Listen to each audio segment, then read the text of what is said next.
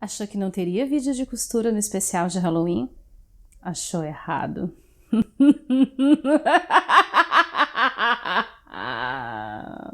Olá, modistas! Tudo péssimo, assombroso e tenebroso com vocês aí desse lado. Estou chegando aqui no feriado com um vídeo extra para fechar com chave de ouro o nosso especial de Halloween que rolou durante todo o mês de outubro e que está fechando hoje. Vira e mexe, vocês deixam comentários aqui ou no Instagram me pedindo dicas, conselhos de como incorporar elementos históricos no guarda-roupa no dia a dia. E hoje eu vou atender esse desejo de vocês, mostrando como eu fiz essa saia a partir de modelo do século XVIII e que não precisa nem de molde. Meu nome é Pauline Kisner, eu sou historiadora da indumentária e recriadora histórica e você está no último episódio do especial de Halloween do canal da Modista do Desterro.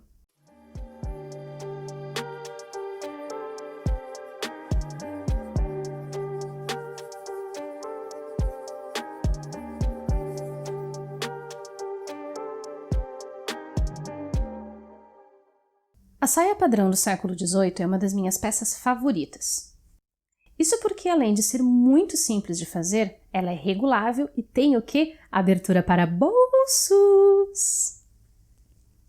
É o tipo de peça que não precisa de molde e, pela simplicidade, é absolutamente perfeita para quem está começando na costura histórica. Então a gente vai começar esse vídeo investigando as características básicas de uma saia do século XVIII, porque tudo que você vai aprender a fazer para essa saia adaptada para uso moderno, você pode usar para fazer as originais históricas também. A saia padrão do século XVIII é toda pregueada na volta do corpo. No centro da frente e das costas, ela tem uma prega invertida larga e as outras pregas são dobradas sempre no sentido da lateral. A lateral da saia não é totalmente fechada. Essa abertura marota permite alcançar os bolsos, mas também regular a cintura da saia. O cós é finalizado com uma fita de sarja ou com um viés que já serve para fazer a amarração da saia também. O comprimento dessas saias variou bastante ao longo do século XVIII e variava também de acordo com o tipo de traje e com a classe social. Mulheres pobres e mulheres em trajes de passeio usavam saias que podiam muito bem ficar acima do tornozelo. Lá no site do Projeto Traje Brasilis já existe um tutorial super completo para a versão histórica dessa saia, que foi escrito pela Ju Lopes e pensado para que essa saia fosse feita à mão com as mesmas técnicas, os mesmos pontos que eram usados na época. Eu estou deixando o link aqui embaixo para você conferir o tutorial da Ju lá no Traje Brasilis também, mas a versão que a gente vai fazer aqui tem algumas modificações e a principal delas é que vocês vão poder, obviamente, usar máquinas de costura à vontade. E como a minha saia é de veludo preto, a filmagem ficou realmente muito ruim. Então eu vou ensinar essa saia para vocês usando uma daquelas minhas famosas versõezinhas em miniatura, tá? A quantidade de tecido que você vai precisar depende do comprimento da sua saia. O método que eu vou ensinar aqui é exatamente o mesmo método que você vai usar para fazer uma saia para o século XVIII. A única diferença realmente vai ser o comprimento. Então aqui eu já tenho cortados os dois painéis da minha saia, porque eles são apenas retângulos. Então você vai ter aqui comprimento da sua saia, mais a barra e a margem de costura do cós. E aqui você vai ter a largura total do seu tecido, entre 1,40 e 1,60, dependendo do tecido. Aqui na lateral, você vai ter a ourela, que é aquele acabamento que já vem de fábrica para que o tecido não desfie na lateral. Se você trabalhar com o tecido inteiro e tiver a ourela, você não precisa nem fazer acabamento interno nessas costuras, mas se quiser pode. Nós vamos começar fazendo o quê? Vamos começar juntando essas laterais. E eu vou trabalhar com uma linha preta e pontos largos para que fique mais fácil de vocês visualizarem. Todas as costuras que nós vamos utilizar aqui são costuras retas. Se o seu tecido não for um tecido que desfie muito, tipo um brocado daqueles sintéticos, você não vai precisar nem fazer acabamento aqui, a gente vai direto para as barras e para o cós. Vou pegar minha agulha, vamos escolher uma boa agulha aqui.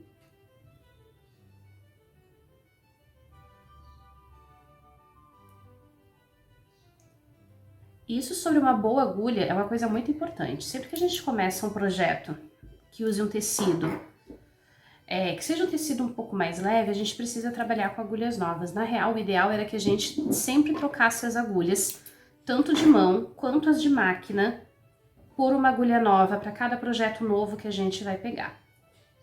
Tanto na máquina quanto na mão, observe bem qual é o tipo de agulha que você vai usar. Não vai meter uma agulha 16 para costurar um tecido fino, porque não vai dar certo. Se você usar o tecido inteiro com a aurela, você vai ter mais ou menos 1,5 cm de margem. Eu vou fazer mais ou menos com essa medida aqui mesmo. Então, a minha barra vai ser aqui desse lado e esse aqui vai ser o meu cos.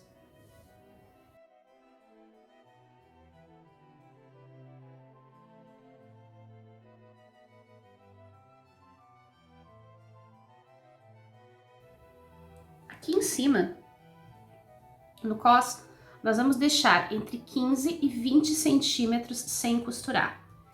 15 centímetros se você tiver até 1,65 m de altura, 20 centímetros se você tiver muito mais do que isso. No geral, essa medida de 15 centímetros funciona bem para a maioria das pessoas. Eu vou arrematar aqui essa costura. Se você estiver fazendo essa saia à mão, não é esse ponto aqui que você vai usar um ponto atrás ou um ponto atrás espaçado.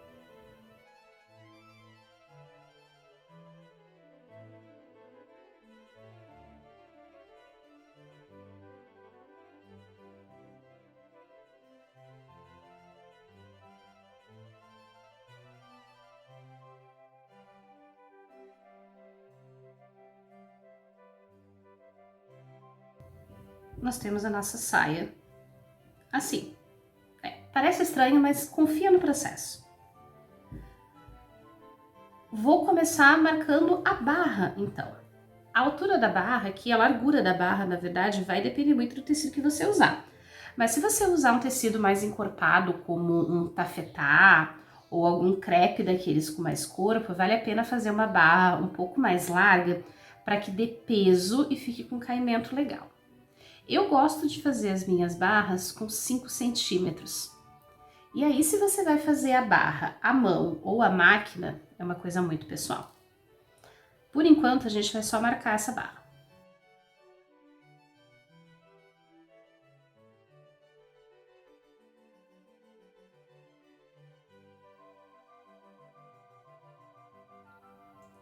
Uma dica que eu sempre dou é, se você estiver trabalhando com um tecido que você não tem muita certeza da composição dele, de qual é a porcentagem de sintético, coloca o seu ferro de passar numa temperatura média para baixa e pega um paninho de algodão branco bem limpinho, sem cor nenhuma, e coloca em cima da sua roupa e passa com o ferro por cima dele.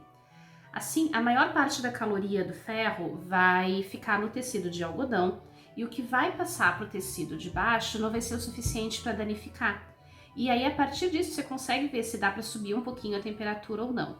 Às vezes eu faço isso até com tecidos naturais mesmo, tipo sarja, quando eu quero só abrir a costura, mas eu não quero que fique marcado o tecido. Se você estiver trabalhando com a aurela do tecido, aqui você não precisa fazer nenhum tipo de acabamento. Mas se você quiser fazer, eu aconselho fazer uma costura rebatida, que você vai poder também, novamente, fazer à mão ou você pode fazer à máquina. O que é importante é que aqui em cima, onde tem a abertura, você vai dobrar para ficar com a mesma medida, esse 1,5 de margem de costura que a gente usou, vamos alfinetar aqui, e aqui a gente precisa fazer algum tipo de acabamento para ficar bonitinho. O legal dessas aberturas aqui é que, além de fazer com que a saia seja regulável, você ainda pode usar um daqueles magníficos bolsos do século XVIII por baixo dela, e vale a pena, muito, muito mesmo. Se você fizer uma costura rebatida aqui, quando você virar, você já faz o acabamento de tudo. Ah, que bonitinha que ela tá! Vou até virar ela agora. Eu não esqueci de falar pra vocês, eu já fiz a barra. Eu fiz aqui só com um ponto corrido pra ficar mais fácil de mostrar o que eu quero fazer. Então você vai ter um grande retângulo com forma de absolutamente nada. Agora a gente vai fazer o cos. Então a primeira coisa que a gente vai fazer é juntar a parte da frente e achar o meio dela. E se você tiver alfinetes coloridos, é bom usar para isso. Eu vou usar esses aqui que são grandes. Você vai achar a metade dela. Vou ficar só com a frente aqui.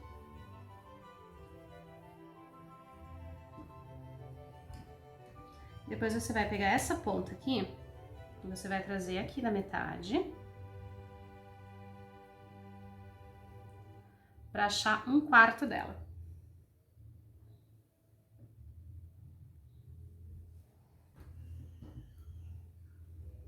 E aqui do outro lado também.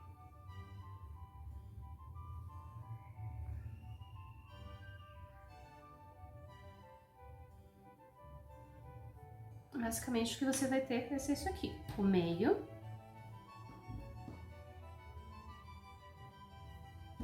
Então, basicamente o que você vai ter vai ser isso aqui, o meio, 2 marcações e a ponta. Por que isso aqui é importante? Isso aqui é bom para ajudar você a fazer as pregas ou para ajudar você a franzir, caso você seja preguiçoso como eu e não queira fazer nenhuma matemática para calcular o bagulho. Então, como é que a gente vai franzir isso agora? Você pode preguiar, você pode fazer prega macho, você pode fazer prega fêmea, você pode fazer box splits, você pode fazer ela franzida. Só não tem o suficiente aqui para fazer prega cartridge, tá? A prega cartridge precisava de mais uma vez cada painel desse. Você precisaria ter 3 metros para cada lado para ficar legal. Então, a gente vai cortar o seu cos. O cos você vai cortar na medida das... Você vai medir a sua cintura, acrescentar 5 centímetros de folga. Desculpa, de novo. Para a cintura, você vai... De novo. Para o cos, você vai medir a sua cintura, acrescentar 6 centímetros de folga e dividir esse valor por 2. Isso vai ser o tamanho de cos que a gente vai ter de cada lado. Você vai adicionar a isso a medida da margem de costura. Você pode fazer uma margem de costura de 1,5 e depois a gente diminui essa margem. Eu vou cortar um cos aqui, só pra gente ter como exemplo. Eu já gosto de começar com a ponta do cos dobradinha, já no acabamento. Eu dou uns pontinhos nela. Se você quiser fazer este modelo historicamente correto, ao invés de colocar um cos, você pode pegar uma fita sarjada e fazer o acabamento com um cos bem estreitinho em cima. E nesse caso você vai ter que fazer esse acabamento à mão, porque ele não fica legal na máquina. Do mesmo jeito que a gente fez as marcações na saia, a gente vai fazer as marcações no cos.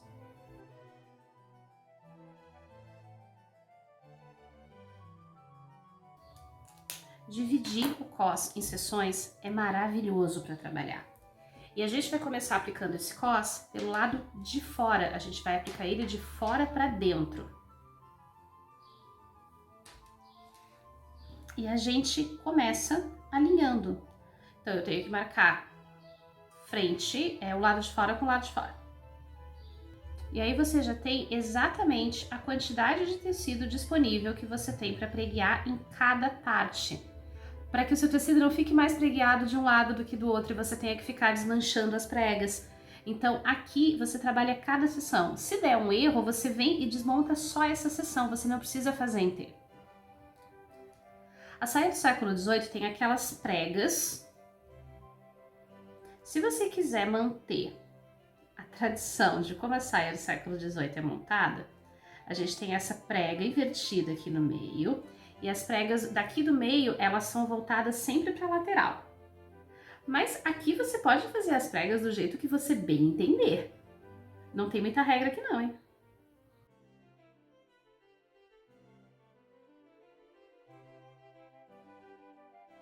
E mesmo que você esteja fazendo essa saia à máquina, eu te aconselho a fazer essa primeira costura do cos à máquina, mas a costura interna faça à mão.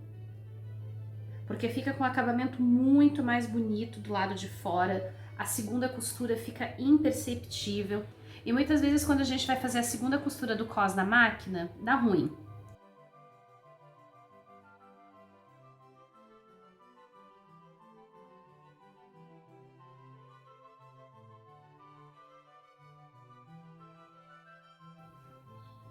E agora a gente vira esse cos pro lado de dentro. Aqui você faz uma dobrinha nele. E teremos um cos bem bonitinho.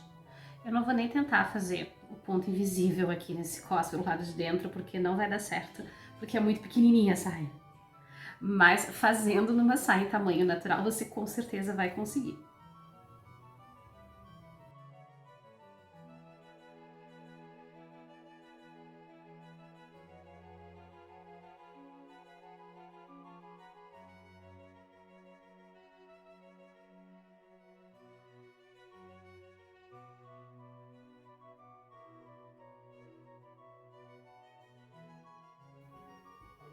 E a nossa sainha ficou assim na frente, a coisa mais fofinha.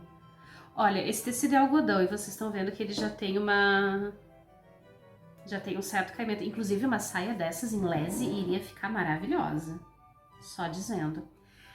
Inclusive super rola se você for usar um tecido um pouco mais transparente assim, ou de você usar com uma anágua, só uma saia sem volume embaixo, ou você colocar um forro aqui. E aí prende o forro aqui junto. E aí o forro fica solto, aí parece que você tá com duas saias, ele até dá um volumezinho. Nossa, isso ia ficar muito lindo com lese. Aqui no cos, o que a gente vai fazer pra fechar? Como essa saia fecha amarrada, então a gente vai precisar colocar os cordões pra amarrar. Você tem duas opções. Você pode fazer o cos mais comprido, pra ele já terminar nas fitas pra amarrar, ou você pode colocar aqui dentro. Vou usar essa agulha aqui de exemplo. Você pode colocar uma fita de cetim, um cordão de sarja, uma fita de outro material que você queira, ou até cordão mesmo, se for o caso. Você dá uns pontinhos aqui para ele prender, e aí você tem o cordão para poder amarrar a sua saia. E assim, nessa versão miniaturazinha, nós temos uma sainha de século XVIII, e versão History Bound, para você poder usar no seu dia a dia.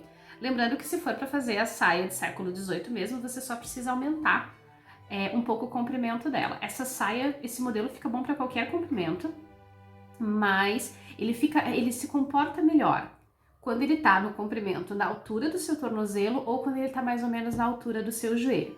Mas claro que isso vai depender muito também do material que você estiver usando. Essa saia é vestida do mesmo jeito que a do século XVIII. Primeiro amarramos a parte das costas e depois amarramos a parte da frente.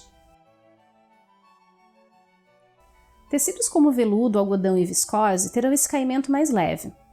Mas se você usar tafetá ou algum crepe mais encorpado, a saia ficará mais estruturada, parecida com uma saia de 1950. Sem contar que você ainda pode colocar um daqueles bolsos imensos do século XVIII embaixo dela. Aqui em cima no card você encontra o link para um tutorial completo para você aprender também a fazer o bolso e já combinar o bolso do século XVIII com a sua saia adaptada do século XVIII. E não esqueça de deixar o seu like, se inscrever aqui no canal, ativar as notificações e, claro, se você fizer o projeto da saia, aproveita para me marcar lá no Instagram, a minha arroba tá aparecendo aqui embaixo na tela, porque eu adoro ver os projetos de vocês. E aproveita que você ainda tá por aqui e já confere esses outros conteúdos que eu separei para você com todo carinho.